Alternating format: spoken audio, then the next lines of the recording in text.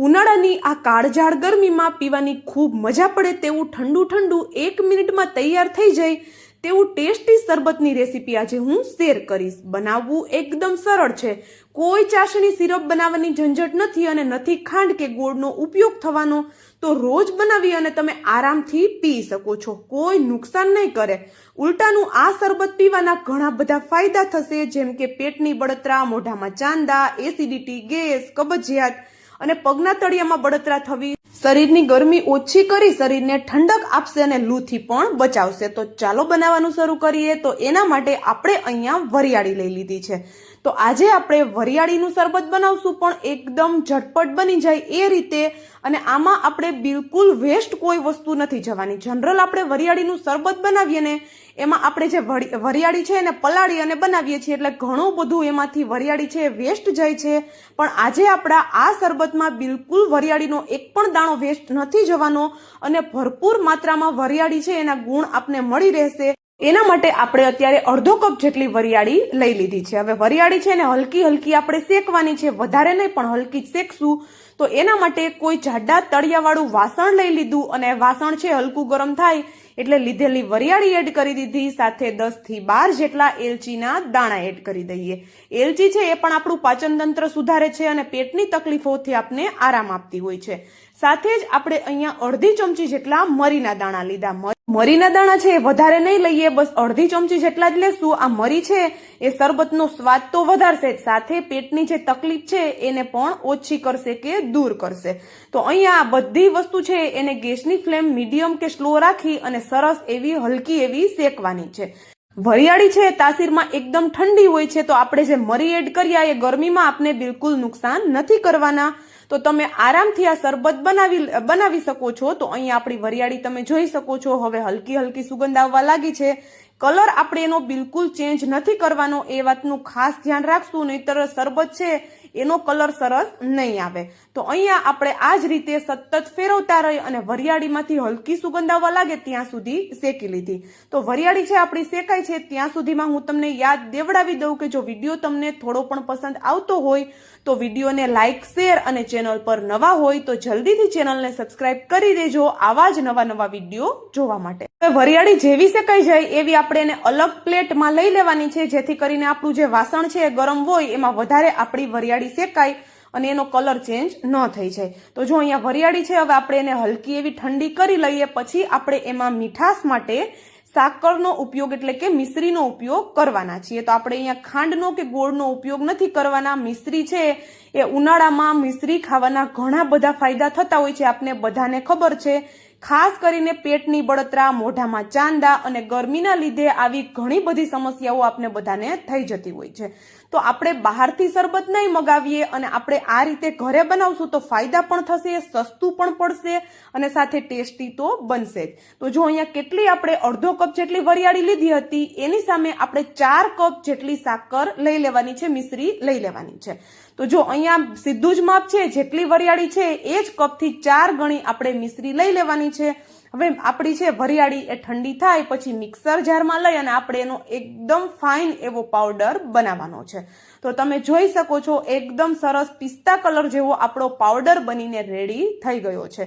આ પાવડરને તમે સ્ટોર કરી અને રાખી શકો છો, અને જ્યારે પણ તમારે શરબત બનાવવું હોય કે ઘરે કોઈ મહેમાન આવ્યા હોય કે ઘરના માટે રોજ તમે બનાવી શકો છો, કારણ કે સાકરનો ઉપયોગ આપણે કરેલો છે, તો તમે માત્ર 1 જ મિનિટમાં શરબત તૈયાર કરી શકો છો। તો આજે હું તમને 2 ફ્લેવરના શરબત બનાવવાનું બતાવીશ, તો આગળ વિડીયોમાં બન્યા રહેજો। તો પહેલા તો આપણે જે આ પાવડર બનાવ્યો ને એ આપણે મિક્સર જારમાં ક્રશ કર્યો એટલે હલકો ગરમ થયો છે। અત્યારે આપણે સીધો સ્ટોર નહીં કરીએ, હલકો એવો એ ઠંડો થાય પછી જ આપણે એને સ્ટોર કરવાનો છે, મતલબ કે પછી જ આપણે કોઈ કાચના જારમાં ભરી અને સ્ટોર કરી લેવાનો છે। તો અહીંયા આપણે આ રીતે થોડો પોળો કરી અને રાખી દઈશું તો સરસ એવો એ ઠંડો થઈ જશે। તો અહીંયા હવે આપણો જે પાવડર છે સરસ એવો ઠંડો થઈ ગયો, તો કોઈ કાચના જારમાં આપણે એને ભરી લઈએ તો એક જ વખતમાં, અને આ પાવડર બનાવતા પણ માત્ર 5 જ મિનિટનો સમય લાગે છે. વધારે આપણે અહીંયા કોઈ સમય આપવાની જરૂર નથી કે વધારે ગરમીમાં કિચનમાં ઊભા રહી મહેનત કરવાની પણ ઝંઝટ નથી રહેતી.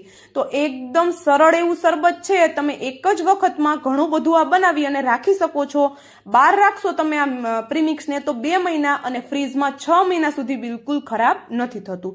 તો ચાલો હું તમને પહેલા તો દૂધનું શરબત બનાવીને બતાવું. તો અહીંયા 2 ગ્લાસ જેટલું મેં નોર્મલ ફ્રીજમાં દૂધ હોય એ લઈ લીધું, અને દૂધમાં આપણે અહીંયા 4 ચમચી જેટલો આપણે બનાવેલો પાવડર એડ કરી દઈએ. તો 1 ગ્લાસ બનાવતા હોય તો ઘરની નોર્મલ 2 ચમચી જેટલો પાવડર એડ કરશું એટલે પરફેક્ટ આપણું ગળ્યું શરબત બનીને તૈયાર થઈ જશે. તો અહીંયા મેં 4 ચમચી જેટલો પાવડર એડ કર્યો. એકદમ સરસ એવો દૂધ સાથે મિક્સ કરવાનો છે. કોઈ ગાંઠો આમાં નથી પડવાની.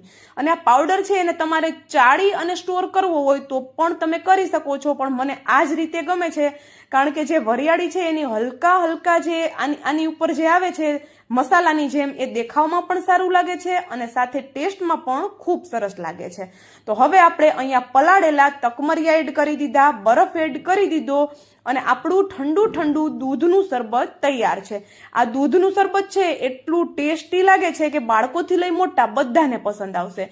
અને ગરમીમાં ખાસ કરીને બજારેથી મોંઘા શરબત કે મોંઘી બોટલ લાવવાની જરૂર આપણે બિલકુલ નથી પડવાની. તો જો અહીંયા આપણું દૂધનું શરબત રેડી છે, તો એ જ રીતે હું તમને પાણીથી શરબત બનાવવાનું પણ બતાવી દઉં છું.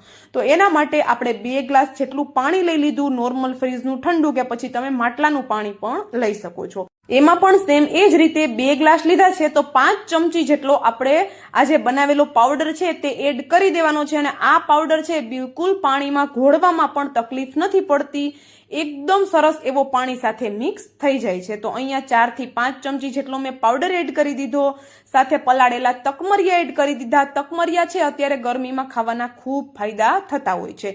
એક મોટા લીંબુનો રસ એડ કરી દીધો, અને સાથે અડધી ચમચી જેટલો સંચળ પાવડર અને હલકું એવું નોર્મલ મીઠું એડ કરી દઈએ. મીઠું છે આપણે પ્રીમિક્સ સાથે મિક્સ નથી કરેલું કારણ કે દૂધનું શરબત જો આપણે બનાવવું હોય તો મીઠું એમાં નહીં ચાલે, એટલા માટે આપણે અલગથી જ આપણે અત્યારે મીઠું એડ કરી દેવાનું છે. ઉપરથી બરફ એડ કરી દઈએ, અને આપણું અહીંયા પાણીવાળું શરબત પણ રેડી છે, વરિયાળી શરબત. આ શરબત તો જનરલી બધાને પસંદ આવતું જ હોય છે.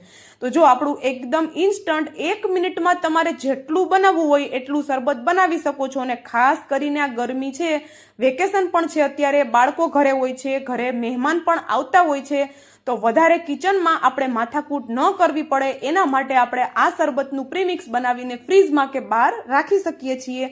અને જ્યારે પણ બનાવવું હોય 1 જ મિનિટમાં તમે આનું શરબત બનાવી શકો છો. કેરીનું શરબત પણ આ જ રીતે આપણે બનાવતા હોઈએ છીએ, પણ વડીલો હોય છે એ શરબત પી નથી શકતા, સાંધાના દુખાવા થતા હોય છે. પણ આ શરબત છે એ વડીલોથી લઈ બાળકો બધા પી શકે ને એટલું બધું હેલ્ધી છે, ટેસ્ટી છે. તો ચોક્કસથી રેસીપી ટ્રાય કરજો. અને જો વિડીયો થોડો પણ પસંદ આવ્યો હોય તો લાઇક, શેર અને સબસ્ક્રાઇબ કરવાનું બિલકુલ નહીં ભૂલતા. અને મને કોમેન્ટ પણ જરૂરથી કરજો કે તમને આ શરબતનો વિડીયો કેવો લાગ્યો. તો ચાલો હવે મળશું આવા જ એક નવા વિડીયો સાથે.